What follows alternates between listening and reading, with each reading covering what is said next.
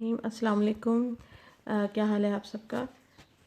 अच्छा जी, मैंने एक नया सिलसिला स्टार्ट किया हुआ है।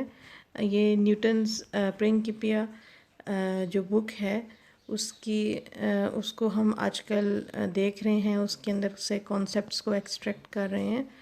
तो उसी सिलसिले को की आज तीसरी वीडियो में जो है वो बना रही हूँ। तो लेट्स स्टार्ट के हमारी वीडियो अभी हम उसको वीडियो को स्टार्ट करते हैं। और अगर आप इस चैनल पर नए हैं तो प्लीज़ इसको सब्सक्राइब कर लीजिए for more and more physics. Start लेते हैं जी। मेरा जो कंसर्न है वो पेज 80 एंड 81। तो ये हमारा जो आगे जी, the mathematical principles of natural philosophy. तो इसमें हम डेफिनीशंस को देख रहे थे। तो आज हमारी जो डेफिनीशन आज जिस डेफिनीशन को हम यहाँ पर डिस्कस करेंगे वो है जी डेफिनीशन 5। और ये डेफिनीशन 5 जो है ये किसके मुतालिक है। ये है जी आपके पास centripetal force. A centripetal force is that by which bodies are drawn or impelled or in or any way tend towards the point as to a center. तो centripetal force हमारे पास ऐसी फोर्स को कहा जाता है जिसकी वजह से बॉडी जो है वो मजबूर हो जाती है कि वो अपने किसी एक सेंटर के इर्द गिर्द अपने जो उस सेंटर और अपने दरमियान एक फासले को कायम रखते हुए उसके इर्द गिर्द गोलाई में घूमना शुरू कर दे। मतलब कि सर्कुलर मोशन ऐसा मोशन होता है जिसमें बॉडी जो है वो एक ख़ास सेंट्रल पॉइंट के इर्द गिर्द चक्कर लगाती है गोलाई में, ठीक है, अपना सर्कुलर पाथ कंप्लीट करती है। और ये जो मोशन है इसको क्या कहते हैं कि इस मोशन को जारी रखने के लिए एक ख़ास किस्म की फ़ोर्स की ज़रूरत होती है। जिस वक्त जब तक वो फ़ोर्स लगती रहती है तो बॉडी जो है वो सर्कुलर मोशन अडॉप्ट करती है। जब वो फ़ोर्स लगनी बंद हो जाती है तो बॉडी जो है वो सर्कुलर मोशन में फिर नहीं रहती, वो फिर ट्रांसलेटरी मोशन में जो है वो क्या करती है, मूव करना स्टार्ट कर देती है। तो ये जो सेंट्रीपिटल फोर्स है ये आपके पास क्या है, वाइटल है इसके लिए सर्कुलर मोशन के लिए। Of this sort gravity by which the body tends to the centre of earth. और इसी वजह से आपके पास ये जो ग्रेविटी है अर्थ की, इसी वजह से जो मटेरियल या मैटर, जितना भी मैटर है वो अर्थ के सेंटर की तरफ मूव करता है इसी ग्रेविटी की वजह से। और मैग्नेटिज्म जो है वो यहाँ पर इसका भी यहाँ पर जिक्र किया गया है by which the iron to the lodestone. और ये जो लोड स्टोन है ये नेचुरली हमारे पास जो अकरिंग मैग्नेट्स होते हैं उनको कहा जाता है। And that force whatever it is by which the planets are perpetually drawn aside from the rectilinear motion which otherwise they would pursue and made to resolve in rectilinear orbits। और इसी तरह से हमारे जो प्लैनेट्स हैं हमारे solar system में, और इसी तरह से जो स्टार्स हैं ये क्या कर रहे हैं, गैलेक्सी के सेंटर के इर्द गिर्द। और यही गैलेक्सीज एक ख़ास पूरी यूनिवर्स का एक सेंटर है जिसके इर्द गिर्द क्या कर रहे हैं, रिवॉल्व कर रहे हैं। कुछ ना कुछ उनका यूनिवर्स का भी एक सेंटर है जो कि इसको जिसने इसको बांध के रखा हुआ है। ठीक हो गया।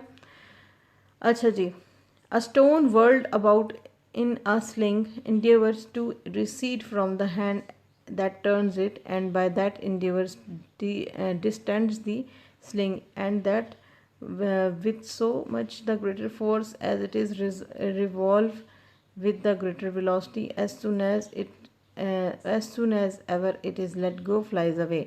ये वही बात हो गई कि हमारे पास अगर आपने किसी भी रोप के साथ या किसी थ्रेड के साथ एक पत्थर को बांधा है और आपने को गोलाई में घुमाना शुरू कर दिया, तो जितनी तेज़ी के साथ आप इसके ऊपर फोर्स लगाएंगे, जितनी तेज़ी के साथ इसको आप घुमाएंगे तो वो उतनी ही ज़्यादा वेलोसिटी के साथ क्या करेगा, सर्कुलर मोशन को अडॉप्ट करेगा। और इसी तरह से आप जब फोर्स लगानी छोड़ देंगे तो ये जो है वो फ्लाई अवे कर जाएगा। अब ये फ्लाई अवे कौन सी डायरेक्शन में करेगा, तो वेलोसिटी की जो डायरेक्शन होती है वो सर्कुलर मोशन में हर पॉइंट पे सर्कुलर मोशन में जो वेलोसिटी की डायरेक्शन होती है वो टेंजेंट टू द सर्कल होती है, ठीक है। और इसी तरह से ये सर्कुलर मोशन में बॉडीज़ जो हैं वो मूव करती हैं due to the centripetal force, और इसकी direction always towards the centre होती है। और यहाँ पर यही इसी चीज़ के बारे में बताया गया है कि हमारा अगर हम प्रोजेक्टाइल की बात करें, प्रोजेक्टाइल भी हमारे पास जैसे जब हम उसको फायर करते हैं किसी भी एक एंगल के ऊपर, तो वो दोबारा से अर्थ की तरफ ग्रेविटी की वजह से ही आता है। और अगर वो ग्रेविटी मौजूद ना हो तो वो प्रोजेक्टाइल क्या करेगा, स्पेस में क्या करेगा, अपना सफ़र जारी रखेगा। अगर ग्रेविटी मौजूद है तो फिर वो कहीं ना कहीं ज़मीन पर आकर ज़रूर लैंड करेगा, ठीक है। तो ये सारी की सारी बातें इसके अंदर जो है वो क्या हुई हैं, डिस्कस हुई हैं। ये जो है इस चीज़ को यहाँ पर सेंट्रीपिटल फोर्स और सेंट्रीपिटल एक्सेलरेशन के बारे में यहाँ पर सारी की सारी बातें मौजूद है।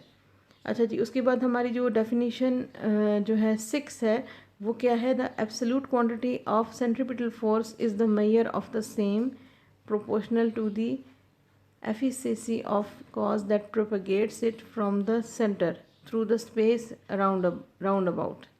अब ये जो सेंट्रीपिटल फोर्स है ये वही है, ये इसी तरह से ही है कि ये सेंटर से ही ओरिजिनेट करेगी और इसकी डायरेक्शन जो है वो टुवर्ड्स द सेंटर ही होती है। बॉडी जो है हर वक्त जो है वो टुवर्ड्स द सेंटर की तरफ फॉलिंग कंडीशन में होती है इन यूनिफॉर्म सर्कुलर मोशन में। और इसी तरह से मैग्नेटिक फोर्स जो है is greater in one load stone in another.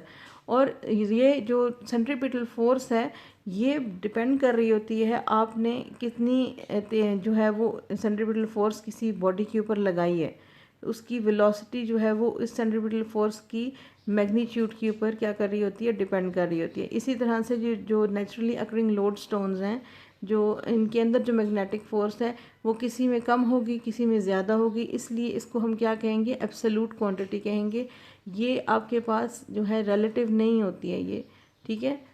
और ये किसके ऊपर डिपेंड कर रही होती है, साइजेस और स्ट्रेंथ ऑफ इंटेंसिटी के ऊपर डिपेंड कर रही होती है। मैग्नेटिज्म की मैं बात कर रही हूँ। और इसी तरह से सेम जो आपके पास सेंट्रीपिटल फोर्स है ये भी डिपेंड कर रही होती है किसके ऊपर, कि आपने कितनी इंटेंस सेंट्रीपिटल फोर्स जो है अप्लाई की है और कितनी तेज़ी के साथ आप जो है उस पत्थर को या उस बॉडी को जो है उस घुमा रहे हैं या उसकी वेलोसिटी को इंक्रीज़ कर रहे हैं, तो वो उसी तरह से उस चीज़ को क्या करेगी, अडॉप्ट करेगी। उसके बाद जो डेफिनेशन 7 है हमारे पास वो है जी, accelerative quantity of a centripetal force is the measure of the same proportional to the velocity which it generates in a given time. अब वही बात है, न्यूटन का सेकंड लॉ क्या कहता है कि जब तक हम फोर्स लगाते रहते हैं तो एक्सेलरेशन प्रोड्यूस होती है, मतलब वेलोसिटी जो है वो क्या करेगी, वेरी करेगी। एक्चुअली जो ये जो आपके पास सर्कुलर मोशन होता है इसके अंदर इसमें जो वेलोसिटी होती है वो वेरिएबल होगी, वो यूनिफॉर्म वेलोसिटी नहीं होती है। वेरिएबल वेलोसिटी यहाँ पर इस तरह से होगी कि वेलोसिटी का मैग्नीट्यूड तो यहाँ पर चेंज नहीं होगा, लेकिन उसकी हर पॉइंट पे डायरेक्शन जो है वो चेंज होगी, जिसकी वजह से हमारे पास क्या होगी, वेलोसिटी वेरी करेगी। और ये जो वेलोसिटी जो वेरी करती है तो उस वक्त हम कहते हैं कि एक्सेलरेशन प्रोड्यूस होती है। तो इस फोर्स की वजह से जो एक्सेलरेशन इसमें प्रोड्यूस होगी उसको हम क्या कहेंगे, सेंट्रीपिटल एक्सेलरेशन। और इसकी डायरेक्शन भी ऑलवेज टुवर्ड्स द सेंटर होती है। Thus, the force of the same lodestone is greater at the less distance and the less at the greater. Also, the force of gravity is greater in valleys, less on the tops of the exceeding high mountains, and yet less at greater distance from the body of the earth. But at equal distances, it is the same everywhere. वही बात हो गई कि जब जैसे जैसे आप centre के नज़दीक आते जाएंगे आपको फोर्सेस जो हैं वो ज़्यादा महसूस होती हैं, और जब आप सेंट्रल पॉइंट से दूर जाते हैं तो आपको क्या होता है, फोर्स जो है वो कम महसूस होती है। ग्रेविटी के बारे में भी यही बात है और लोडस्टोन के बारे में भी यही बात है कि लोडस्टोन मतलब मैग्नेट के नज़दीक जाएंगे तो आपको मैग्नेटिक फील्ड ज़्यादा महसूस होगी, उसका मैग्नेटिक इफ़ेक्ट ज़्यादा महसूस होगा। आप उससे दूर जाएंगे तो आपको मैग्नेटिक इफ़ेक्ट में भी कमी महसूस होगी। ये आपके पास बेसिकली जो है वो इन्वर्स स्क्वायर लॉ के बारे में यहाँ पर बात की गई है कि इन्वर्स स्क्वायर लॉ में यही है कि जो फील्ड्स होती हैं जिसके अंदर हम किसी क्वांटिटी के इफ़ेक्ट को फील कर सकते हैं, तो जैसे जैसे हम उसके सेंटर के नज़दीक जाते हैं तो हमें वो इफ़ेक्ट ज़्यादा महसूस होता है और जैसे जैसे हम उसके सेंटर से दूर जाने की कोशिश करते हैं तो हमें उसका इफ़ेक्ट जो है वो उसमें कमी महसूस होती है। ठीक है, तो आज के लिए इतना ही काफ़ी है। बाकी इंशाल्लाह हम जो है अगली वीडियो में देखेंगे। थैंक्स फॉर वॉचिंग और मिलते हैं इंशाल्लाह नेक्स्ट वीडियो में। अल्लाह हाफिज़।